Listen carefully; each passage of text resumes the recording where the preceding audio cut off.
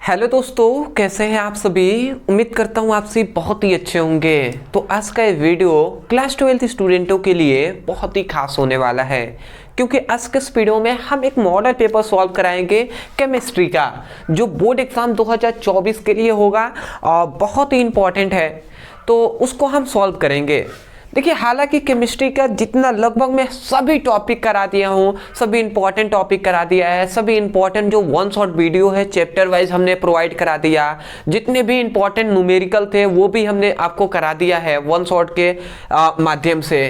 तो अब केवल आपके बच गए हैं जो है केमिस्ट्री का मॉडल पेपर। तो मॉडल पेपर, देखिए मॉडल पेपर जो होता है ना, ये सबसे अच्छा है कि जो आपके जो प्री बोर्ड हुआ है उसका मॉडल पेपर करा दिया जाए। मतलब प्री बोर्ड जो हुआ है उसके यदि आप पेपर को देख लेते हैं तो वही तो आपका मॉडल पेपर हो जाएगा ना। उससे बेहतर मॉडल पेपर क्या होगा। तो आज के इस वीडियो में आपको यही देखना है कि जो हम बोर्ड एग्जाम का पेपर को सॉल्व कराएंगे तो उसको आपको देखना यही है कि यदि आपको इस समय पर यही पेपर दे दिया जाए तो आप कितना कर पाते हैं, यही आपको देखना है। ठीक है, तो चलिए हम उस पर चलते हैं। इससे पहले मैं यही कहूँगा, वीडियो की क्वालिटी को अगर अच्छा नहीं है तो बढ़ा लीजिएगा। ऊपर आपको लिंक दिखाई दे रहा होगा, 3 डॉट का ऑप्शन है, उस पर क्लिक करके एडवांस सेटिंग पे जाकर अपनी क्वालिटी को बढ़ा सकते हैं। ठीक है, तो चलिए हम देख लेते हैं जो मॉडल पेपर है हमारा। तो देखिए दोस्तों, हमने क्लास 12 का रसायन विज्ञान का प्री बोर्ड का एक पेपर ले लिया है जो 2024 में पूछा गया है। अब देखिए 70 नंबर का आपका पेपर होता है, 3 घंटे 15 मिनट का आपका बोर्ड एग्जाम का पेपर होता है। अब एक एक करके हम समझ लेते हैं। देखिए यहाँ पे कुछ निर्देश दिए गए होते हैं कि सभी प्रश्नों को करना अनिवार्य है, ये सब कुछ आप जानते ही हैं, तो पढ़ लीजिएगा आप एक बार। देखिए सबसे पहला आपका आता है बहुविकल्पीय प्रश्न। देखिए यहाँ पे प्री बोर्ड का पेपर है, देख रहे हैं कितना छोटा छोटा लिखा गया है। तो एक एक करके हम समझ लेते हैं। देखिए यहाँ पे बहुविकल्पीय प्रश्न आपको दिए गए हैं, एक एक करके। पहला है पहले का क। देखिए यहाँ पे कह रहे 180 ग्राम जल में जल के कितने गोले होते हैं। तो यहाँ पे गोले नहीं, यहाँ पे मोल लिखा गया है, ठीक है ना, मोल।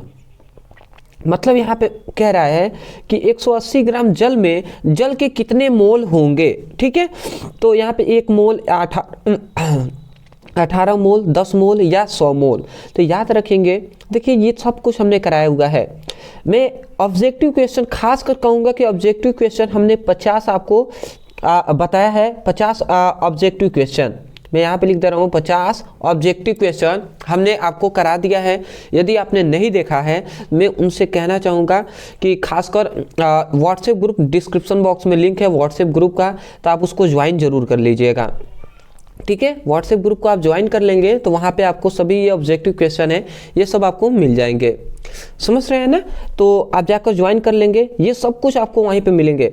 जैसे 180 ग्राम जल में जल के कितने मोल है, तो हम जानते हैं ना कि भार बटे अणुभार होता है।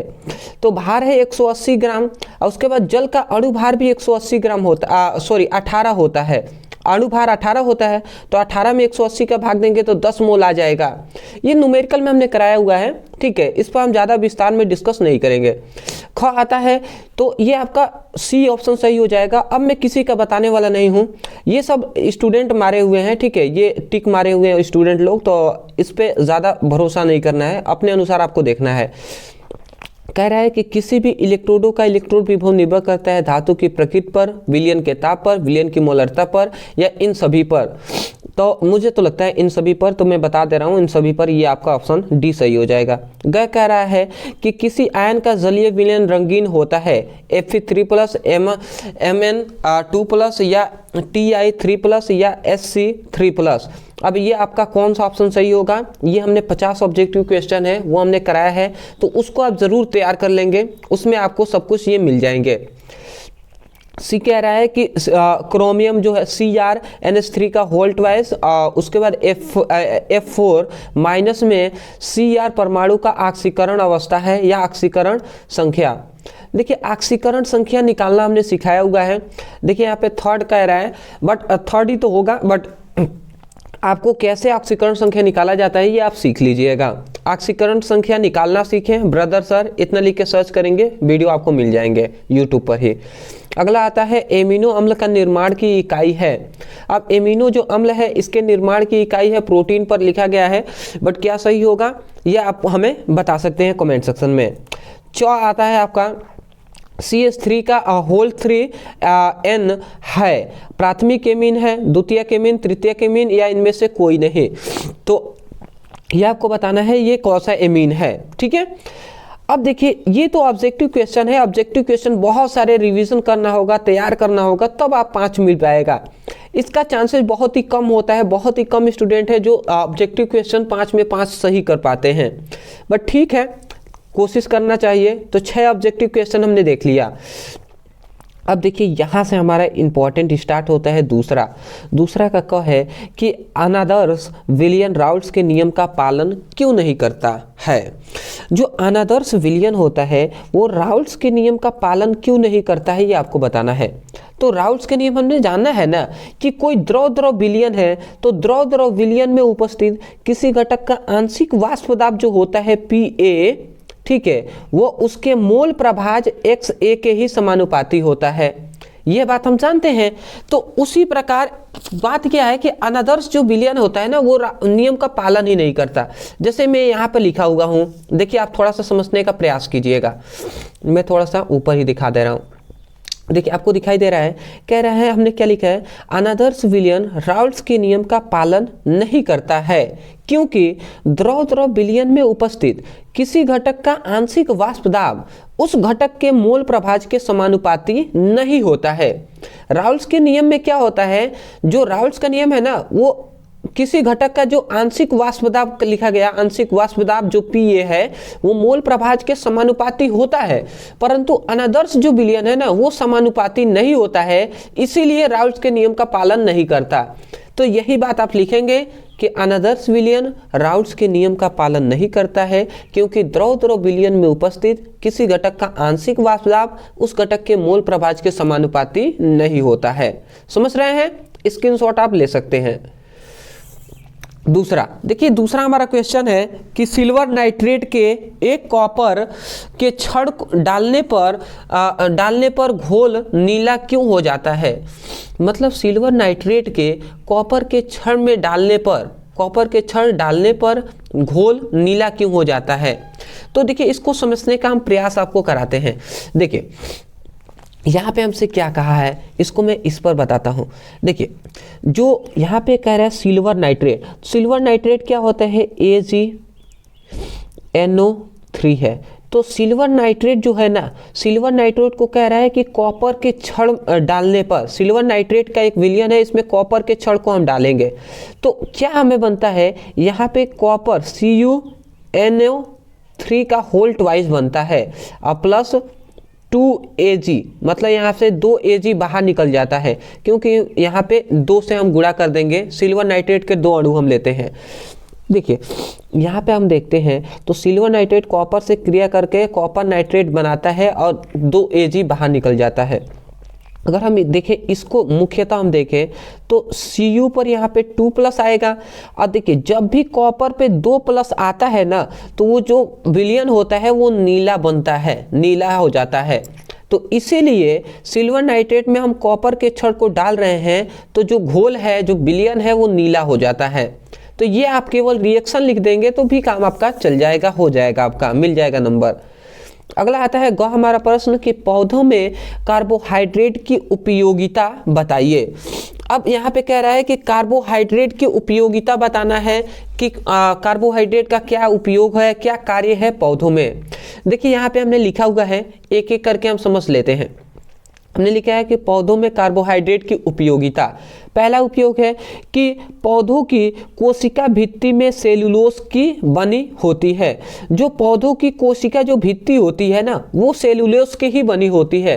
अरे भैया सेलुलोज कार्बोहाइड्रेट का ही तो एक प्रकार है ना, तो सेलुलोज की ही बनी होती है। तो इसका मतलब कार्बोहाइड्रेट का उपयोग किसमें होता है, कोशिका भित्ति में होता है। दूसरा, स्टार्च के रूप में कार्बोहाइड्रेट पौधों में संचय होता है जो अणुओं की तरह क्या करता है, कार्य करता है।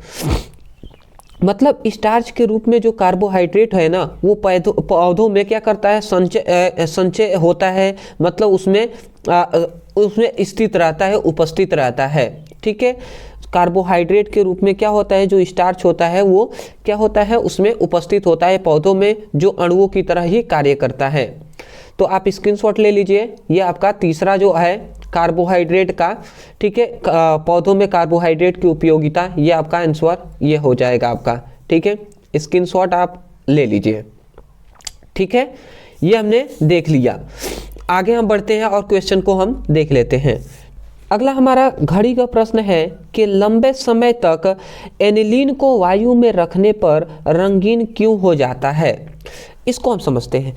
देखिए यहाँ पे कह रहा है कि जो एनिलीन है ना उसे वायु में रखेंगे तो रंगीन क्यों हो जाएगा। तो हम जानते हैं जैसे एनिलीन है, आप समझने का प्रयास कीजिएगा, ये NH2 ये एनिलीन हो गया। ठीक है, तो ये एनिलीन को हम वायु में रखते हैं। ठीक है, तो जब एनिलीन को हम वायु में रखेंगे ना तो ये क्या करता है, ये स्वतः ही ऑक्सीकृत हो जाता है। ये जो है स्वतः ही क्या करता है, ऑक्सीकृत हो जाता है। और जब स्वतः ही ऑक्सीकृत हो जाएगा ना तो स्वतः ही ऑक्सीकृत होगा ही, और ऑक्सीकृत होकर क्या बनाएगा, मतलब ऑक्सीकृत मतलब क्या कि ये एनिलीन के ऊपर NO जुड़ जाएगा, ये स्वतः ही ऑक्सीकृत हो जाएगा, और उसके साथ साथ प्लस ये क्या देता है, कुछ रंगीन ऑक्सीकृत उत्पाद भी देता है।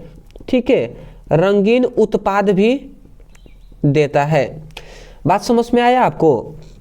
देखिए जो एनिलीन है जिसका सूत्र होता है बेंजीन रिंग के ऊपर NH2, ये वायु से क्रिया जब करता है तो स्वतः ऑक्सीकृत हो जाता है और बेंजीन रिंग के ऊपर NO जुड़ जाता है। ठीक है, और उसके बाद रंगीन उत्पाद भी देता है। इसीलिए जो क्या होता है, एनिलीन वायु में क्रिया करके रंगीन हो जाता है। ठीक है, समझ रहे हैं ना। तो ये केवल आप रिएक्शन ही लिख देंगे तो आपका काम चल जाएगा। रिएक्शन मैंने यहाँ पे लिखा हुआ है, आप देख सकते हैं। ठीक है, देखिए एनिलीन है, हवा से क्रिया करके स्वतः ऑक्सीकृत होता है, तो ये एनिलीन के ऊपर NO जुड़ जाता है, और उसके बाद यहाँ पे हमने लिखा है और कुछ रंगीन ऑक्सीकृत उत्पाद बनाता है। तो ये आप स्क्रीनशॉट लेना चाहें तो आप ले सकते हैं इसका स्क्रीनशॉट। क्या आप लेंगे स्क्रीनशॉट, आप रिएक्शन लिख ही सकते हैं, सब दिखाई दे ही रहा है तो।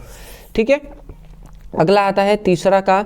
देखिए डिजिटल बोर्ड है नहीं जिससे मैं अच्छे से आपको समझा सकूं, बट फिर भी जितना है उतने में ही मैं प्रयास करता हूं कि आपको जितना प्रोवाइड कर सकूं उतना मैं करता ही हूं। देखिए अगला कह रहा है कि शून्य कोटि की अभिक्रिया का लक्षण। अब शून्य कोटि की अभिक्रिया के क्या क्या लक्षण है, इसकी गुण क्या है वो आपको बताना है। देखिए हमने यहाँ पे लिखा हुआ है, देखिए एक एक करके हम समझ लेते हैं। ठीक है, थोड़ा सा आपको छोटा दिखाई दे रहा होगा, बड़ा तो कोई दिक्कत नहीं है, समझिएगा। शून्य कोटि की अभिक्रिया का लक्षण, सबसे पहले हमने लिखा है कि शून्य कोटि की अभिक्रिया निम्न समीकरणों का पालन करता है। निम्न समीकरणों का पालन करता है जो शून्य कोटि की अभिक्रिया है, जो K = R0 - R/T, ये इसका भी पालन करता है। K = X/T होता है, जहाँ पर X क्या है, वियोजन की मात्रा है, T क्या है, समय है। ठीक है, ये क्या है, प्रारंभिक मोलर सांद्रता है, ये प्रारंभिक सांद्रता है। ठीक है, ये प्रारंभिक सांद्रता, ये अंतिम मोलर सांद्रता है, या प्रारंभिक अंतिम सांद्रता भी कह सकते हैं। T क्या है, समय है। तो यही कह रहा है शून्य कोटि की अभिक्रिया निम्न समीकरणों का, मतलब इन सभी समीकरणों का पालन करता है, अनुसरण करता है, मानता है। दूसरा, शून्य कोटि की अभिक्रिया का वेग सदैव स्थिर रहता है। शून्य कोटि की अभिक्रिया का जो वेग होता है, जो R होता है, वो सदैव स्थिर होता है वेग स्थिरांक का। ठीक है, तो वही बात कहा जा रहा है, मतलब R जो होता है वो K के इक्वल होता है। तीसरा है शून्य कोटि की अभिक्रिया पूर्ण होती है। शून्य कोटि की अभिक्रिया जो होती है वो हमेशा पूर्ण होती है, ये भी याद रखेंगे। और चौथा होता है कि अभिक्रिया का जो अर्ध आयु काल होता है तो T½ वो प्रारंभिक सांद्रता के समानुपाती होता है। मतलब जो T½ है ना वो समानुपाती होता है प्रारंभिक सांद्रता के। ठीक है, जिसे हम एक सिंपल वे में R से भी प्रदर्शित कर सकते हैं, A से भी, मतलब आपको बस जानना चाहिए कि प्रारंभिक सांद्रता है। ठीक है, तो ये आप समझ गए हैं। स्क्रीनशॉट क्या लेना, पूरा तो आपको आ नहीं पाएगा, एक एक करके आप लिख सकते हैं, समझ तो गए ही हैं। ठीक है, आगे हम बढ़ते हैं। अगला आता है एक्टिनाइड तत्वों की उपयोगिता लिखिए। देखिए यही सब आपको देखना है कितना आपको आ रहा है। एक्टिनाइड तत्वों की उपयोगिता। अब एक्टिनोइड किसे कहते हैं, इसका गुण सब हमने पढ़ाया हुआ है, आप पढ़ लीजिएगा, उसमें आपको मिल जाएंगे। केवल लिखिएगा एक्टिनोइड ब्रदर सर, वीडियो आपको मिल जाएंगे। देखिए ग आता है वर्ग समतलीय PdCN का होल 4 -2 आयन में अयुग्मित इलेक्ट्रॉनों की संख्या। अब इसमें अयुग्मित इलेक्ट्रॉनों की संख्या कैसे निकाला जाता है, इस पर हमने वीडियो बनाया हुआ है, आप इस वीडियो को देख लीजिएगा, आपको पता चल जाएगा। अगला आता है बुटस अभिक्रिया। बुटस अभिक्रिया भी हमने कराया है, अभी कल ही परसों हमने कराया था। संपूर्ण किताब के 8 इंपॉर्टेंट हमने अभिक्रिया को कराया है, तो उसको आप पढ़ लीजिएगा, आपको पता चल जाएगा। फिर भी देखिए हमने लिखा हुआ है, जितना होता है उतना तो मैं हेल्प करता ही हूँ। देखिए बुटस अभिक्रिया को हमने लिखा है कि जब एल्किल हाइलाइड के 2 अणु को शुष्क ईथर की उपस्थिति में सोडियम धातु से क्रिया कराते हैं तो एल्केन प्राप्त होता है। यही बुटस अभिक्रिया है। देखिए यहाँ पे हमने एक एल्किल हाइलाइड ले लिया है RH, एक और ले लिया क्योंकि एल्किल हाइलाइड के 2 अणु हमने ले लिया है, उसके साथ सोडियम के साथ हमने क्रिया कराया है। तो यहाँ से एक R, यहाँ से एक R, ये आपका निकल गया है।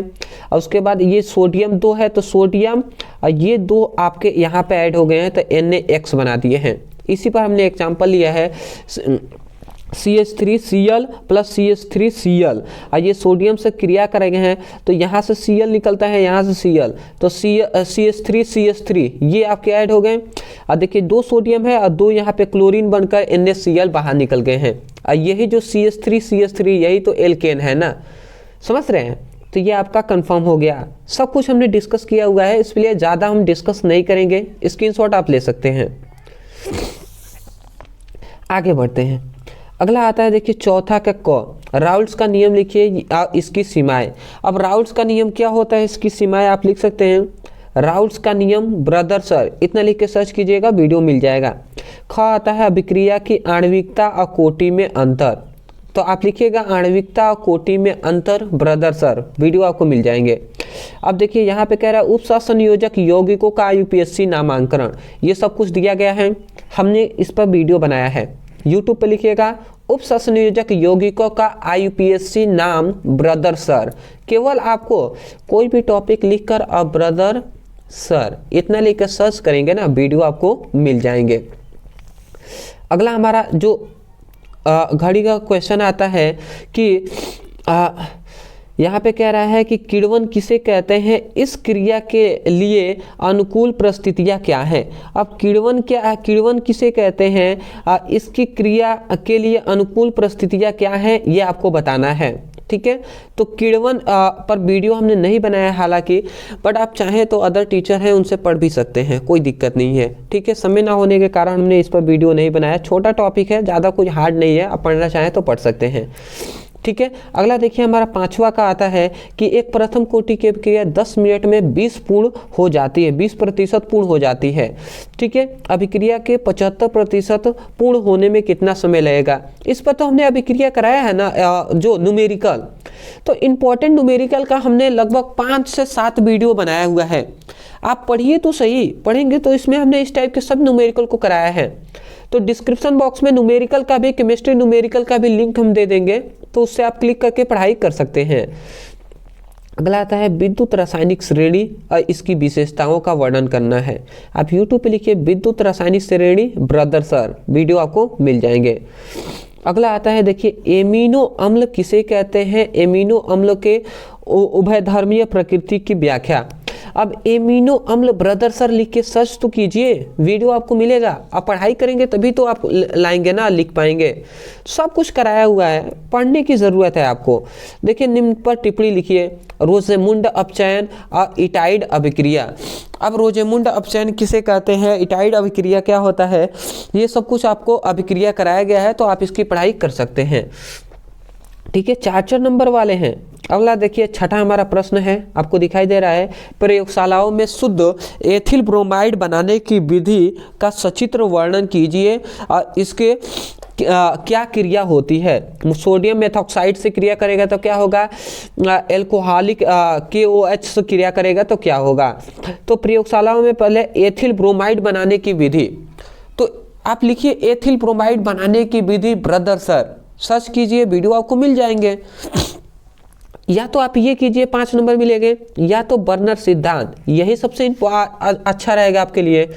आप YouTube पे लिखिए बर्नर सिद्धांत ब्रदर सर, वीडियो आपको मिल जाएगा, वहाँ से इसकी पढ़ाई कर लीजिए। हमने तो आसान शब्दों में ये सब कुछ बताया हुआ है, तो पढ़ाई आप कर सकते हैं। आगे हम देख लेते हैं।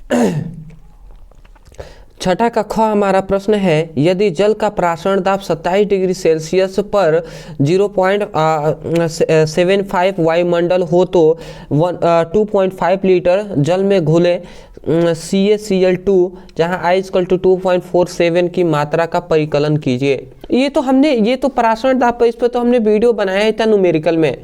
तो मैं खास कर कहूँगा, देखिए न्यूमेरिकल जो वीडियो बनाया गया है ना, उसको आपने हल्के में लिया है, नहीं पढ़ेंगे कुछ भी होने वाला नहीं है। तो बिल्कुल मैं कहूँगा कि पढ़ाई कर लीजिएगा, ठीक है, और बेटर रहेगा, ठीक है। यहाँ पे एक अथवा में भी ये क्वेश्चन दिया गया है, आप इसको पढ़ सकते हैं, 5 नंबर मिल जाएंगे। न्यूमेरिकल पे विशेषकर मैंने ध्यान देने को बहुत ही पहले से कह रहा हूँ, अभी भी कह रहा हूँ कि डिस्क्रिप्शन बॉक्स में लिंक है, आप ज़रूर पढ़ाई कर लीजिएगा।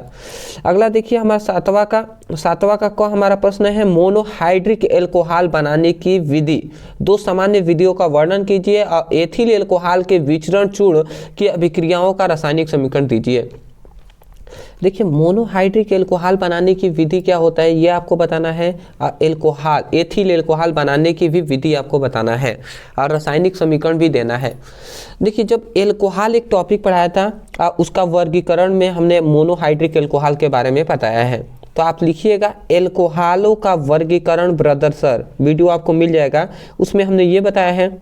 एथिल एल्कोहल बनाने की विधि भी आप केवल लिखिएगा एथिल एल्कोहल ब्रदर सर, तो वो भी आपको वीडियो मिल जाएगा, जिसमें हमने C2H5OH के बारे में बताया है एथिल एल्कोहल बनाने की विधि। या तो आप ये कर लीजिए, या आपके पास क्या होता है जब, ये आपके 5 आपके रिएक्शन दिए गए हैं, ये आप कर लीजिए। देखिए इस पर हम जल्दी आपको वीडियो लाएंगे 1 शॉट, यदि आप हमें कमेंट सेक्शन में कहते हैं तो, ठीक है। केवल रासायनिक समीकरण देना होता है, आप इसको पढ़ सकते हैं, ठीक है। देखिए इसके नीचे 7वां का ये क है, तो क में 2 आपको प्रश्न दिए गए हैं, या तो आप ये कीजिए या तो आप रिएक्शन कीजिए। देखिए उसके बाद ख हमारा प्रश्न फिर से आ रहा है कि कोलराउस के नियम को परिभाषित कीजिए, ठीक है। और दुर्बल वैद्युत अपघट्य का अनुप्रयोग लिखिए। तो या तो कोलराउस का नियम आप लिख दीजिए, या फिर से कैसे प्राप्त करें ये रासायनिक समीकरण दे दीजिए। ये आपको पूछ रहा है कैसे हम प्राप्त करेंगे एनिलीन से फिनॉल, कैसे प्राप्त करेंगे ये सब आपको बताना है। समझ रहे हैं? तो दोनों में से कोई भी आपको करना है जो आपको लगे। ये तो हमने कोलराउस का नियम पहले ही करा दिया है, कोलराउस का नियम ब्रदर सर इतना लिख के सर्च करेंगे वीडियो मिल जाएगा। कैसे प्राप्त करें ये आप मैं 1 शॉट वीडियो में ही कराने वाला हूँ, पहले तो हमने कराया ही हुआ है, बट इसको भी अभी हम सोच रहे हैं जल्दी ही आपको करा दें, ठीक है। तो ये हुआ आपका क्लास 12 रसायन विज्ञान का पेपर कंप्लीट। तो हमने आज के इस वीडियो में इस पेपर को सॉल्व किया है। मैं यही कहूँगा कि आपने अगर वीडियो को अंत तक देखा होगा तो आपको यही देखना है कि क्या आपको जितने भी प्रश्न अभी दिखाए गए हैं उसमें से आप कितना सॉल्व कर पाते हैं इस समय पर और कितना नहीं। तो इससे आप अपनी तुलना भी कर सकते हैं, और तुलना अच्छी भी बात होती है, ठीक है, गलत बात नहीं होती है। तुलना कंपैरिजन करके आप समझ सकते हैं कि मेरी कितनी स्टडी हुई है, अभी कितना हमें करना है। तो ऐसे ही अच्छे से आप पढ़ाई करते रहिए, ठीक है। डिस्क्रिप्शन बॉक्स में लिंक है, आप सभी का जाकर आप अच्छे से पढ़ाई कर सकते हैं। तो मिलते हैं एक नए टॉपिक के साथ, तब तक के लिए धन्यवाद।